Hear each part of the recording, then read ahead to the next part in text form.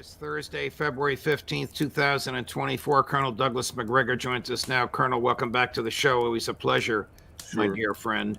Over the weekend, Colonel, the Senate of the United States passed and sent on to the House of Representatives a foreign aid package, which includes money for Taiwan and Israel. But I want to talk to you right now about the $61 billion it includes for Ukraine. I understand that some of this is cash, which must be spent in 2025 by whoever is president from and after January 20th, 2025, an interesting constitutional loop. But a lot of it, of course, is equipment. Question: how depleted is the Ukraine military, and of what value would this kind of aid be, even if it does pass the House and is signed by President Biden? Well, to answer your question, keep in mind that much of what is being promised with the 61 billion will in fact not arrive for well over a year, maybe longer. We are not sending things that we already have on hand. We're sending things that we have to build. Our stocks are very, very low. We've sent about everything we can, so have the Europeans. So I don't think this has as much to do with Ukraine as most Americans think. Certainly, it's helping to maintain the facade that there is a viable government in Kiev that exerts some control over the country. I don't think it really does any longer. I think things are really simply falling apart. The military leadership is composed of people who are planning what I would call vengeance attacks, use missiles, drones, whatever they can find to harm Russians, primarily inside Russia. And then they're being helped by the SAS on the British side and others to launch the kinds of attacks you saw down in the Black Sea. None of them make any difference. None of them are going to change anything. So the first point to take away from this is most of this money is designed to enrich donors and keep assembly lines humming, which obviously is good for constituents. Doesn't do anything for the United States per se. I don't think it's helpful to us in the least. Strategically, it's self-defeating. But it keeps the Europeans in the game, so to say, as long as they stay in power, that is the globalist neocon elites. And it keeps us in the game, as you point out. But none of it's going to work. None of it's going to make any difference. Between now and then, the debt grows, our position weakens financially. Nothing good comes from it. Here's the neocon position.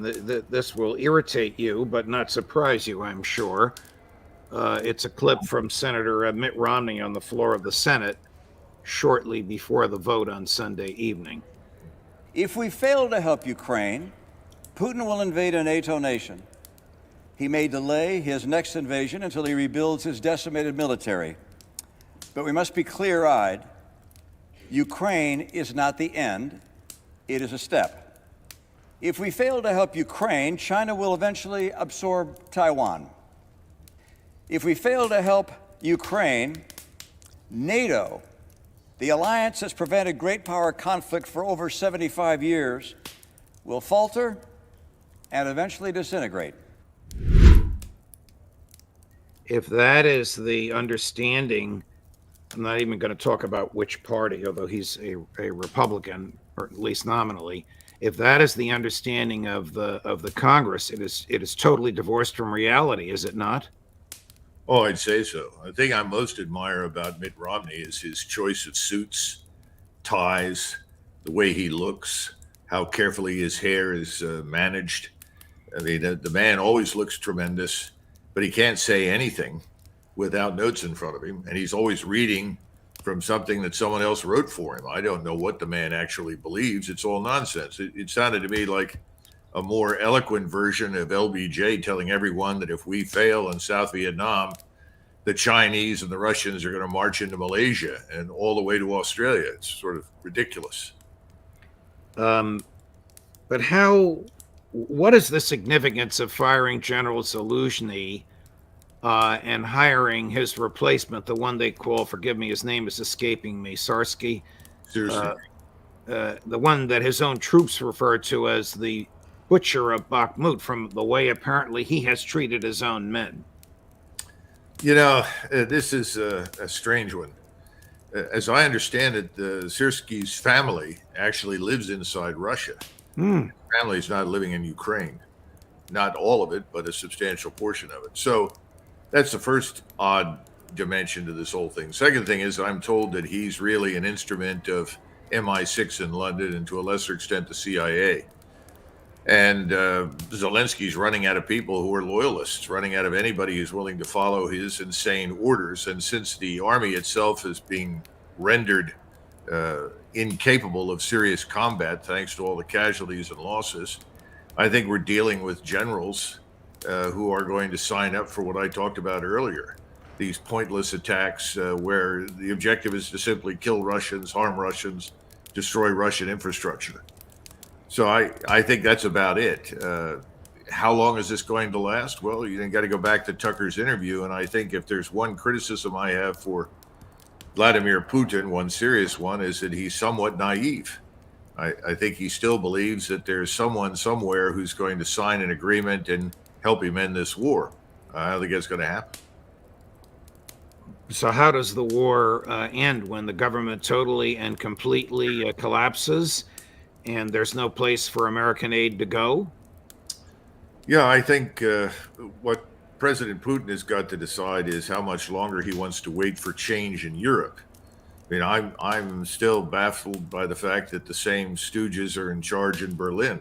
Right. There's one place that should have changed quickly. It's Berlin. But the Germans have demonstrated that they're willing to endure tremendous deprivation and harm to their own country under the leadership of this government. So, until that happens, I don't know who Putin's going to talk to. The government in Poland right now is kind of an EU transplant. I think there's a higher probability of that being removed in Poland before the Germans finally wake up and remove the people in Berlin. So I don't know what he's going to do. I think he's going to have to make a decision. Do I continue to waste time on this battlefield with the remnants of the Ukrainian military because I don't want to kill people, because he really doesn't? Or do I just march to the Dnieper and then prepare to cross it and go into Kiev? Now, we all know that the plan is to leave Kiev and go to Lvov in western Ukraine. But at least that robs this government of any last remaining shred of credibility or legitimacy, because they can't defend themselves and they have nothing with which to resist the Russians. So I think that's one way it could end. I don't see too many others, because it's very obvious that we're not going to talk to him. And Judge, as we've said before, why would Moscow listen to anything we said? Right. Well, you remember what he said what President Putin said to Tucker when he asked him if he would call Joe Biden. Do we have that clip, Chris? Watch this. And so why don't you just call Biden and say, let's work this out? What's there to work out? It's very simple. I repeat, we have contacts through various agencies. I will tell you what we are saying on this matter and what we are conveying to the US leadership. If you really want to stop fighting, you need to stop supplying weapons. It will be over within a few weeks. That's it. And then we can agree on some terms. Before you do that, stop. What's easier? Why would I call him? What should I talk to him about? Or beg him for what? And what messages do you get back? You're going to deliver such and such weapons to Ukraine? Oh, I'm afraid, please don't. What is there to talk about? I thought that was a great answer for him. But you notice whose name he didn't mention is Vladimir Zelensky. The war will be over when Joe Biden picks up the phone. There's nothing Zelensky can do about it. Your thoughts on what we just saw, Colonel? Well, he knows that Zelensky's a puppet. Zelensky is many things, but he's not a total fool. And that's why he was ready to sign up for that agreement that we went out of our way to crush with the help of Boris Johnson. And remember, I think Zelensky was told privately by everyone that spoke to him, whether it was Lindsey Graham or anybody else from Washington, D.C. or London, you stick with us. We'll provide you with everything. You will have the entire scientific, industrial, and military might of NATO and the United States behind you. You cannot lose. I think he bought it. and decided to stick it out. And it was very obvious to him when he came back to the United States on more than one occasion to discover that whatever he thought he was going to get, he's not going to get. And there's not much that we can do for him. I mean, you can't build armies on the fly. We've talked about that. Right. That's absurd nonsense. But can President Zelensky really enter into negotiations without fear of an assassination from the Banderites and the Nazis in his own military and security staff? Well, I think the British have done probably the best job of securing his life. He's got British special ops types around him. So I think that's his ticket to survival at the moment. Will somebody get through and remove him? I have no idea. I have frankly expected a general officer or two from inside the Ukrainian army watching the debacle to finally step forward and say, that's it. Turn his force around and march on Kiev. It hasn't happened. I suspect they too are on the take. Everybody in Ukraine swims in a sea of corruption. Everyone is benefiting except the Ukrainian people. So I think the generals and the colonels are probably going to go along with this until somebody stops paying them. Let's switch gears over to the Middle East. You and I emailed each other earlier today about the significance of the meeting in Cairo between Turkish President Erdogan and Egyptian President al-Sisi. What do you think they talked about and maybe agreed to? They were together for 2 days. I think it's important for Americans to know that they have not really had government to government discussions and relations for 13 years. If you go back 13 years ago, you discover that we and the British, but I think more importantly, the Israelis, worked together to ensure that Mr. Morsi, who was legitimately elected, did not become president of Egypt. He was regarded as a Muslim Brotherhood member, an Islamist, and potentially dangerous to Israel, and certainly unwilling to do the bidding of the United States. So we did everything in our power to bring General Sisi into office, where he's resided ever since. This has been very problematic for Sisi because although he wants to be thought of as an Egyptian nationalist and as an Egyptian patriot, he has this baggage, which is not very good. Now, President Erdogan strongly supported Morsi. President Erdogan leads the Muslim Brotherhood in North America and de facto in the Middle East. He is seen as its head. Now he's finally buried the hatchet with Sisi, and Sisi's buried the hatchet with him. Why would they do this now? Well, there are two things. Both of them have an interest in sorting out the access to oil and natural gas in the Mediterranean, particularly in regard to events in Libya. Remember, we destabilized Libya, caused a terrible civil war. Lots of people have been killed. Lots of fighting has taken place. They realize that this fighting needs to end and a peaceful solution needs to emerge in Libya. So that's a long-term issue. But something else has happened, and that's the campaign in Gaza. Egypt is now in a very, very delicate and vulnerable position because the Egyptians have made it clear that if the Israelis attack Rafah and they go into the so-called Philadelphia corridor, the space between Gaza and Egypt, which under the treaty that reaches back to the 73 war, is ultimately their responsibility. That is Egypt's responsibility. If that is somehow or another violated by the Israelis, technically that's regarded as an act of war. On the other hand, the Egyptian spokesman and the foreign ministry have come out and said, well, we haven't said we'll go to war. That's not quite what we mean. And now we have this pending ground offensive on Rafah, which everybody recognizes, as King Abdullah in Jordan pointed out, that's going to kill tens of thousands of people. We don't know how many people it will kill, but could kill 100,000. You already have 500,000 people that are on the verge of starvation. You have huge problems with water purification, disease.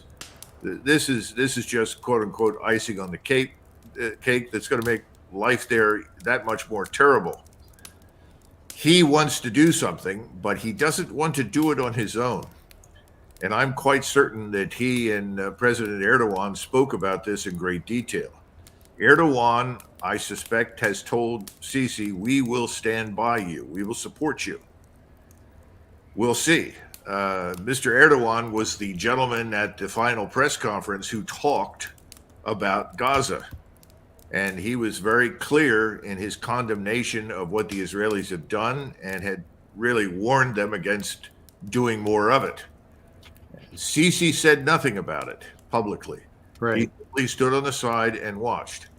So remember, Turkey is the de facto leader of the Sunni Muslim world in military terms and increasingly in political terms. So I think some agreements were reached in private in April, and April-May timeframe is when some of your listeners will remember that I predicted that you would see this begin to take on the dimensions of a true regional war. Sisi and Erdogan will meet in Turkey. We'll see where we are then. But I think this is the beginning of a coalescing alliance across the region.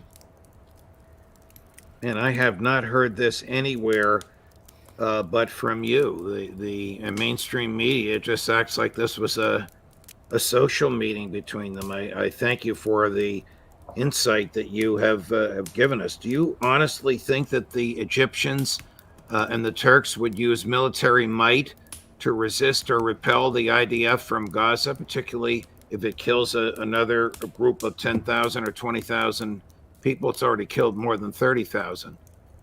As we've said before, Judge, no government in the region except Israel wants a war. None of the governments do in the Islamic world, particularly the Arab states, whose societies are fragile. They understand what a war with Israel would mean because it probably involves us. And they're looking at serious damage to the infrastructure that will be very difficult to rebuild. So the governments, that is, the ruling elites, don't want a war. The problem is their populations do. When I say they want a war, what I'm saying is that the populations are enraged. Somebody sent me a note recently from Cairo and said, well, there aren't hundreds of thousands of people in the street. But he said, no one here has stopped talking about Gaza. And everyone here is in agreement that Israel has to be removed from the map. If it isn't, they threaten the very existence of everyone in the region.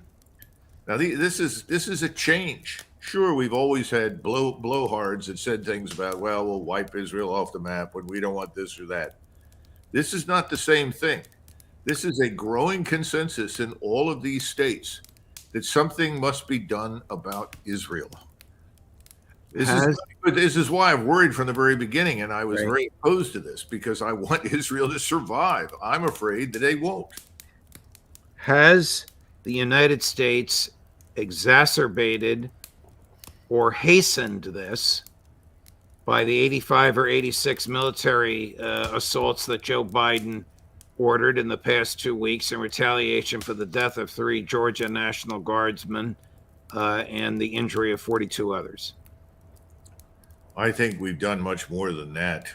I think our failure to exert any real influence in Israel over the Israeli leadership to do anything differently. In fact, we've doubled down and increased our support, not just military support, but also monetary support for the Israeli economy. All of these things send a message to everyone in the region that we have no moral turpitude, that we have no use for Arab life, no use for Muslim life. That's the unambiguous signal. So I think our position in the region is in serious trouble. I think you're going to see Jordan, Egypt, you've already got Iraq and Syria that want us out of their countries. We've decided to ignore it. In fact, there's a lot of evidence that we're building a large base at Erbil in northern Iraq that could serve as the future concentration point for U.S. military power in the region as we withdraw from lower Iraq. So I think it's the only thing that the 85 targets did was reinforce what everybody thinks, which is that we are Israel's staunch ally, but more important, we're going to do whatever the Israelis want us to do. And I think it's finishing us in the Muslim world in the Middle East. Will any amount, now I'm going to prevail upon your astute brain for American politics, not Republican or Democrat, but your thumb on the pulse of the public, will any amount of Israeli horror change American public opinion? For example, in the past week, we have seen on video a Palestinian captive tortured by an IDF person with Israeli civilians watching and filming it. They all claimed that he was a Hamas leader, but then, of course, they let him go. If he was a Hamas person, they're not going to let him go. We have seen Itamar Ben-Gvir, the head of the Israeli security forces, roughly the equivalent of the director of our CIA, saying any Palestinian women or children who get too close to the border of Gaza and Israel should get a bullet to their heads. And we have seen also on tape Israeli IDF motioning Gaza ambulance drivers, it's okay to pick up these people that we just shot, and then when they get out of the ambulance, they get assassinated, murdered on the streets. Does any of this rebut or weaken the iron grip that AIPAC has on the Congress? Not really. First, most Americans aren't engaged. They're not watching carefully. Secondly, the mainstream media is deeply ingrained with support for Israel. They're not going to show most of these pictures or film footage that you're referring to. They're certainly not going to talk about it at any length. So I don't think much of that information is going to reach very many people. The one thing that disturbs Americans right now, and with good reason, by the way, is the massive amount of money in this bill that is headed overseas to Ukraine, to Israel, and to Taiwan. And they're wondering why nothing is being done about the border. Why is nothing being done to enforce our federal laws? Why is nothing being done to stop the criminality in our cities? Why do they wake up every morning and find that people that have shot at policemen or raped other people are suddenly being released back into the general population? That's where Americans are focused. They're very, very focused on the border right now, much more so than they are in anything happening overseas. So I think the short answer to your question is no. This is not going to change anything in the short run. I thought of you this week. I don't live too far from a special congressional election on Long Island, a district that is sometimes Republican but sometimes Democrat in terms of the member of Congress. It's George Santos's district. Right. The Republicans picked a former IDF fighter, a female, who was born in Ethiopia and is now an American citizen. The Democrats picked a moderate Democrat who sounded like Governor Abbott of Texas on the border. And guess what? He triumphed by 10 points. So you have your finger on something there, Colonel. I want you to watch the King of Jordan speaking in front of Joe Biden. Tell me if you think Joe Biden expected to hear this, if the king said what Joe wanted to say, or if Joe even understood what he was hearing. Nearly 100,000 people have been killed, injured, or are missing. The majority are women and children. We cannot afford an Israeli attack on Rafah. It is certain to produce another humanitarian catastrophe. The situation is already unbearable for over 1 million people who have been pushed into Rafah since the war started. We cannot stand by and let this continue. We need a lasting ceasefire now. This war must end. We must urgently and immediately work to ensure the sustainable delivery of sufficient aid to Gaza through all possible entry points and mechanisms. And I thank you, Mr. President, for your support on this. Restrictions on vital relief aid and medical items are leading to inhumane conditions. Joe Biden can't say that because of the iron grip that AIPAC has on him and everybody around him.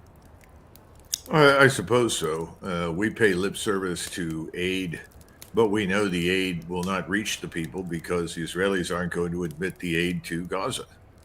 We're sort of fantasizing in two different directions. On one hand, we're fantasizing we're helping Israel to defend itself, but obviously this is far beyond self-defense. On the other hand, we're insisting that we support aid for the people of Gaza who are suffering, but we know it's not going to get there. the whole thing is a travesty. It's tragic. And before this is through, I'm sure another 100,000 people at least will lose their lives, maybe more. Just a question or two about King Abdullah. Is he a real king, a real and total monarch, or is he a figurehead like Charles III No. in Great Britain? And what kind of a military does he have, and would he ever use it? No, he's the real thing. He actually leads his country, and he controls the reins of power. He guides the parliament. He respects the parliament. He discusses with his advisors and members of parliament, but he is the king. He has been devoted to peace with Israel to the point where he's held together a population that, on the one hand, is descended from the original inhabitants, which we would call originally Bedou or Bedouin tribesmen, and also to millions of Palestinians who have fled into his country from Israel. That's not an easy task right now. The Palestinians who are there would like to arm up, cross the river, and fight with their brethren in the West Bank against Israel. They know what's happening in the West Bank. They know what's happening in Gaza. He does have a good military. It's obviously a little smaller than what we would call the Marine Corps, and although it has more armor than the Marines do, but he's not in a position to take on the Israeli Defense Force alone. And I don't think he wants to. I think he recognizes that if war breaks out like that, it'll be regional in a very short period of time. But I think he and the president of Egypt are both on the verge of breaking their relations with us. And there are lots of people in Washington say, well, that won't happen. But the same people in Washington that insist that there will be no regional war, that nothing will happen to disrupt Israeli operations in Gaza or anywhere else, that the entire region will stand by while hundreds of thousands of people are slaughtered, are also, in most cases, the same people that told me there would be no war in eastern Ukraine, and that the Russians would never dare to enter Ukraine, because if they did, they would fail miserably, their economy would be destroyed, and Mr. Putin would be removed from power. So those two groups are the same. My position is very different. I think this is the most dangerous point in the region's history for hundreds of years, but particularly in the last 70 years for Israel. There's by no means any certainty that Israel will come out of this victorious, safe, secure, and whole. In other words, the very thing that they are striving to achieve, which is perfect security for their population, is the last thing that they'll get, if any. Before we go, I just want to show you something for humor or mockery. I hope that someday you become the Secretary of State of the United States as Secretary of Defense. And if you do, when you retire, I don't think you'll behave like the dancing Pompeo. That, of course, is Mike Pompeo, the former director of the CIA and the former Secretary of State of the United States under President Trump, dancing with IDF soldiers who are celebrating God only knows what at one of the relief stations made available to them. I don't know the significance of this flag or scarf put on his shoulders, but there he is, Colonel. I guess for domestic American political purposes. Why else would you look so foolish? Well, give the man credit. He's lost a lot of weight. Yes, he has. I will give him credit for that. He's not as plump as he once was. Now, he doesn't seem to be very fast on his feet. He has trouble with rhythm and so forth. It looks a little lost there. He's being dragged around the dance floor. Look, this is signaling you put me into power, and I will make sure that I give everything there is and more to Israel, and more important, I will see to it that it's defended with the lives of American soldiers, sailors, airmen, and Marines in perpetuity. He understands something that we've heard before routinely, and that is that donors win elections, not voters. Unfortunately, that's what we've discovered over the last 20 years pretty consistently, don't you think? Yes, I do think that's the inescapable lesson of American politics in the post-World War II era. Colonel Macgregor, it's a pleasure. Thank you very much. I know we went over time a little bit, but thank you very much for your time and for your thoughts and for your analysis, as always. Sure. See you in the future. Of course, all the best.